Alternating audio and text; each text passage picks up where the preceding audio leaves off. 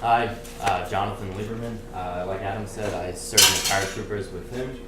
I didn't prepare a speech or anything, but just tell you a little bit about how I got to be here, because I think that's probably a question most people have of a lone soldier. How and why did you go and do this thing? I'm a little bit different, I guess. I didn't grow up in the standard Zionist home. My parents weren't telling me every day, "Oh, Israel's your home. Go live there. That's the best thing for you to do." That wasn't my home when I was growing up. My mother's Swedish by birth. My father's from Brooklyn. They met on a kibbutz in Israel, though, just because in the 70s, they were hippies. That was the cool thing to do, go live on a kibbutz.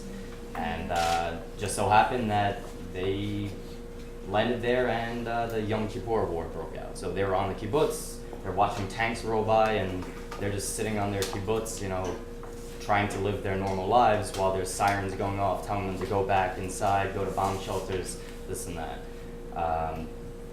Long story short, they go back and forth between Sweden and the US. I'm born here. So, fast forward a little bit, I did grow up, I went to Hebrew school.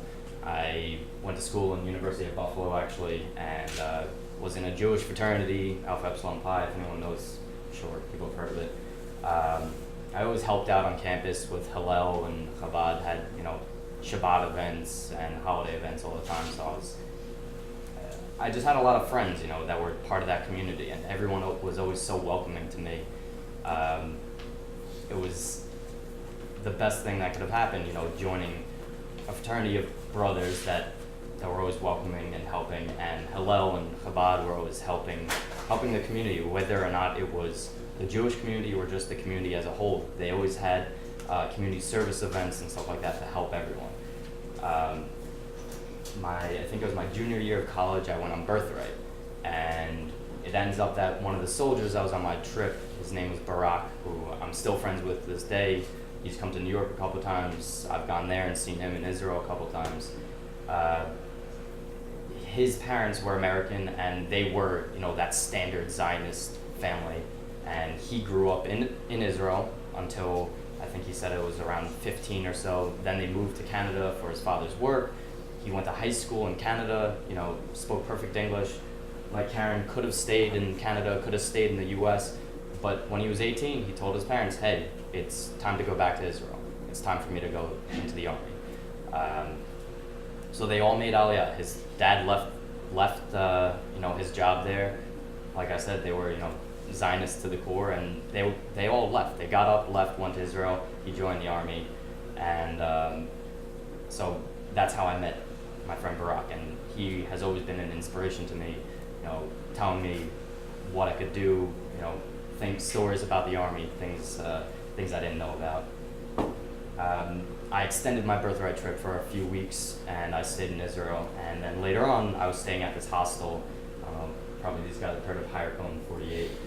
Most people have stayed there at some point or another. Stayed there for a while, and ended up, one of the nights, another lone soldier was there. And I see him waking up in the morning, and he's putting on his uniform and everything. And I started talking to him, and I'm like, "Where are you going?" He's like, "Oh, well, I gotta get up, I gotta go to the army." Keep in mind, the night prior, we'd just been hanging out, drinking some beers and doing whatever. I didn't realize, Sunday morning, he had to head back to the army. And also kept in touch with him a bit, spoke to him, but I was still in college at that point, living the American dream. And so eventually, a couple weeks later, traveled around Israel that time, and then I came back home, did my studying, did my job, whatever, graduated college. Had a little bit to figure out, I guess, and I went backpacking all around Europe for 4 months. And eventually, my whole plan that entire time was the last place I was going to go was Israel. I'd been there a few times before. The year of my bar mitzvah, I went there, and then for birthright, I went there. And so then I was like, you know what, this is it. It's now or never. I'm done with college. I'm done with working. I just did my traveling, got it all out of my system, time to go to Israel. And I flew from Greece, flew over to Israel, short couple hour flight, and I landed there. kind of lived at the Hierarchy 48 for a month or so, worked off the books with this giant fat guy named Shimshon. He had, I'm sure you guys have seen those really old rickety trucks, and I was a moving guy. While he sat there and drank his Coca-Cola, I was carrying a fridge up the stairs. So that was fun for a while. And eventually I found out through Facebook that Steph, who I actually went to high school with, was also in Israel on a kibbutz. And so I was like, oh, whatever, I'm in Tel Aviv, I'll come up for the day. And went and visited her and met Adam, who was here obviously. Adam, right off the books was like, oh, hey, I'm here, I'm on the kibbutz. I'm gonna join the army, and like Adam always likes to take credit for it. My eyes lit up and I said, wow, I'm doing that also. And so I guess a little bit of thanks to Adam, I'm here. The first formal thank you ever, by the way. So we went to all the government offices, filled out our paperwork, and like Adam said, the army doesn't care where you live. So I was still living at the Hierarchy 48 in a hostel. Yeah, that was weird. So I lived in a place where people came one day, were gone the next. Made a lot of friends, but no, formal friends, of course, because everyone just left every couple of days.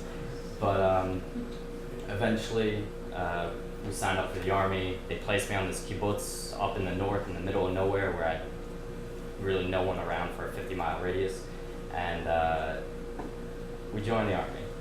We're walking around Mikveh Elon. I knew a little bit of Hebrew, not a lot.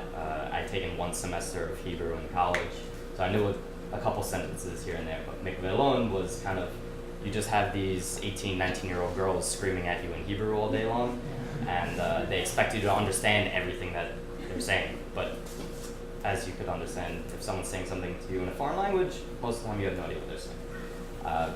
Believe it or not, the human brain is an amazing thing, and after 3 months or so, you actually know that if they're telling you to pick something up off the floor, you know what they're saying. So, yeah, you slowly, you learn enough to understand what they're saying. You learn enough. Really, the most that I learned, I think, was when I really joined the formal army. When we did the Gibush together, we got into Tanchanim, we walked around, and everyone's speaking Hebrew all the time. I was lucky enough in my kita, I had also a kid who wasn't a lone soldier, but he was Estonian by birth. So his parents and him all made Aliyah to Israel. He spoke Estonian, English, Hebrew, and I think Spanish, all fluently, perfectly. So he explained a lot of things to me. That was very helpful. I did the Gibush for having no want in the world at all at that point, because I was still at the point where I was like, what the hell did I get myself into? But I wanted to challenge myself. I didn't want to serve 3 years at that point, and did the Gibush for the Sairot, and completed it, walked into the room. You stand in front of a table like this, of like 3 or 4 guys, and they're like, why are you here? What are you doing? I'm like, I'll be honest, I just wanted to challenge myself. It was an interesting experience. Thank you for your time. I'm sorry I wasted all of your time, but not for me. They just kind of looked at me and said, you're an idiot, and get out of here. So that's what I did. And a few days later, they have the selection. You're standing on basketball courts, and they're saying, okay, you go there, you go there, you go to Matayim V'Shtayim, that 202, that's where Adam went. I went to Me'ah V'Echad, 101st, and they just split you up into all these different brigades, battalions rather. And so it's really just a crazy thing, going from a home that no one told me go to Israel, do this, do that, to being in an army. And all of you guys know all this stuff, but just carrying sandbags up and down a hill for like an entire day. I remember this Gibush for this Sayer. You're literally carrying a 50-pound sandbag on your shoulder, and you're just going up and down a hill over and over and over and over and over. And then when they say, okay, water break, they give you about 5 seconds to drink water, and then they say, okay, keep running. And you just keep on doing this for like 3 hours on end. And it's absolutely absurd. You can't walk by the end. When people fall down and they say, okay, I give up, I quit, they walk off, and that's it, you're done. They don't have to continue. But that's really, it's a metaphor for the entire army. as much as it's a conscription service and it's mandatory for Israelis, they really don't have to be there. Like Karen said, there's tons of ways that they can figure it out, that if they really don't want to do it. They can say they're super religious, they can say they have this medical disease, they can leave the country. There's so many ways that they can get out of it. But the majority of the Israelis that you find, the majority of them really do want to be there. And especially when you find the locomim, the soldiers, the combat soldiers, they want to be there. They want to be fighting. They want to be there for the country. They want to serve.